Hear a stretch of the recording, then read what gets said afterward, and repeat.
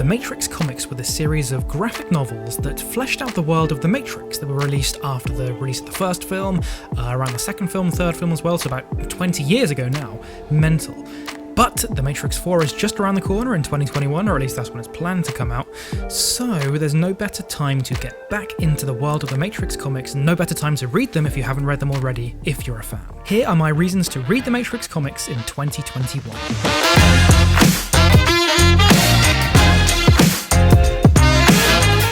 Number 1. Some comics are set after The Matrix Revolutions.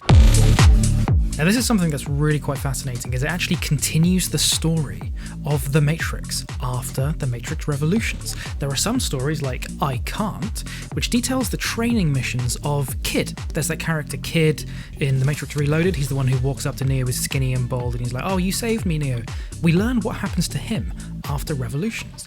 There's also one called Saviors, which shows how real people in Zion feel about the truce that got brokered between the machines and humans when Neo died. Of course, that's something you don't really think about, Neo dies and everything seems, they lived happily ever after. That's not the case. Number 2, you can buy the Anniversary Edition. See, now the thing about the Matrix comics is they didn't all release in one go, 20 years ago or whenever it was. There were many comics released, one by one, or in groups. It was Volume 1, Volume 2, etc. In all, there are about 28, I think, or something like that. Whereas now you can buy the Anniversary Edition, which compiles all Matrix comics in one set. Number 3, it's perfect for big fans of the Matrix story. Now by that I mean, the comics don't waste time explaining the backstory. It assumes that you already know the films, the backstory of the machines versus humans. It will show you a close-up of some pods with humans inside them, and it won't explain what they are, because it just expects you to know what they are. So, if you're a Matrix fan, that's bloody perfect, because you already know it. It doesn't waste time going, "Oh, this is the origin story of Neo," and there's none of that at all. It's just saying, "Okay guys, you know the backstory, let's just get on with some awesome little tales of heroes versus baddies." Number 4.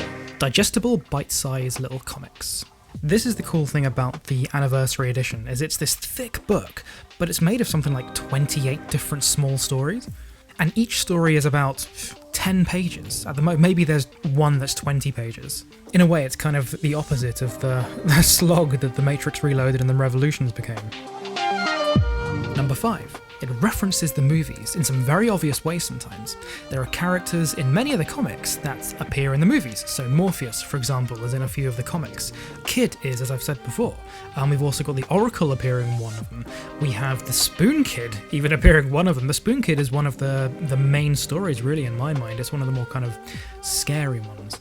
There's even the Architect that appears in one of the comedy comics, but that's kind of not canon. It's still a really funny comic though. My point is that it doesn't just have these kind of standalone things. Yes, they are standalone, but they also reference the movies, the characters, the locations, and the themes of the movies. Number 6. It answers new questions. For example, have you ever wondered what happens when an agent phases out of someone? We know what happens when they phase in, there's a human just walking around, suddenly they turn into Agent Smith or something. What happens when Agent Smith phases out of them and that person has to carry on living their life?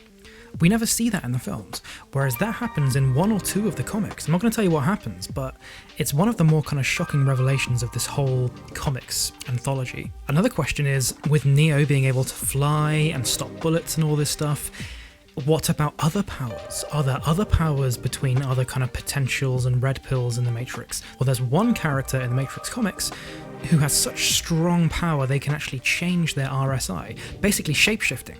Another big question is, what happens if you take the blue pill? There's this one story called A Life Less Empty, which focuses on this one person who took the blue pill, and she has a little flashback to when Morpheus offered the blue versus red pill, etc, blah blah, except instead of taking the red pill, she took the blue pill. Number 7. They're more weird than the movies are allowed to be, so I'm not going to ruin too much of any of the stories here, but I'm just going to basically say aliens. Number 8. They're simply good. Yes, none of them are as spectacular as the films, but some of them are really kind of exciting little stories. Some of them are even quite sad. There's one of them, Broadcast Depth it's called, which is just heartbreaking. And it 100% takes place in the world that you have created after watching the film, so it feels real to you. Number 9. they're more comedic than the movies are allowed to get. This is only 2 of them, really, but there are these 2 comics which are just straight up comedy comics. They're not meant to be taken seriously. One of them basically asks the question, what happens if the architect gets mistaken for an actual architect and they get recruited to kind of basically designing a house and then repainting the wallpaper and all this stuff. Really funny. But of course, things like that can't happen in the films. The films are too serious. Whereas the comic books are comic books. They're extra little stories. Number 10, it widens the world. There's this one comic called A Sword of a Different Colour, which tells the story of some survivors, some red pills or some humans living in the real world who have survived on the surface. And it shows you the struggles they go with. It shows you how they basically had to fight a sentinel, in hand-to-hand combat or with a spear or something.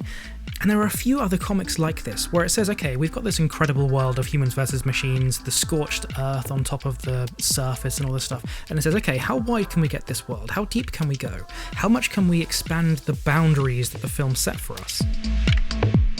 Number 11, it has the Wachowskis seal of approval. These aren't just complete offshoots, random vigilante-style comic books. 1 or 2 of the comics are actually partly written by the Wachowskis themselves. Number 12. Aside from the comedy comics, it's all canon. So this is something that really kind of excites the nerd part of my brain, is there are no stories here where you kind of have to try to make it fit in and you go, okay, maybe that would have worked if this didn't work and blah, blah, blah. No, all of the stories in the comics are canon, apart from the 2 comedic ones. But everything else is 100% factual and is 100% real within the world of The Matrix. Number 13. It exposes the true horror of a machine-enslaved human race. Now this is one that I think makes this very dark, and when I say widens the world, it kind of relates to that. The Matrix, yes, it talks about the horror of having your choice taken away from you and basically being slaves, but that's kind of the extent of the scariness that it deals you. In the comics, they put forward the idea of what would happen if a machine could completely control every single aspect of your brain, all of your pain receptors, all of your notion of time. They could make you perceive 1 minute as a year, or vice versa. One of the comics is about a little girl who is basically a potential, but her parents don't believe her that there's anything wrong, so they take her to a psychiatrist. I'm not going to reveal the ending, but it kind of paints a picture of how far do the agents go. Number 14. Mainly it's preparation for The Matrix 4. Now of course we all know, if you're watching this video I imagine, that The Matrix 4 is coming out later this year. I'm so excited, I cannot wait. This anthology, this book of comics, this is exactly the kind of thing that will bolster your knowledge, your foundation of knowledge to go into The Matrix 4. So thank you for watching that, everybody. From now up until The Matrix 4 release date, I'm going to be releasing one video every single week at least that covers a different aspect of the Matrix lore and the Matrix story to really prepare you for The Matrix 4. So subscribe to never miss a single episode. My name is George, this is Jam Punch, and I'll see you next time.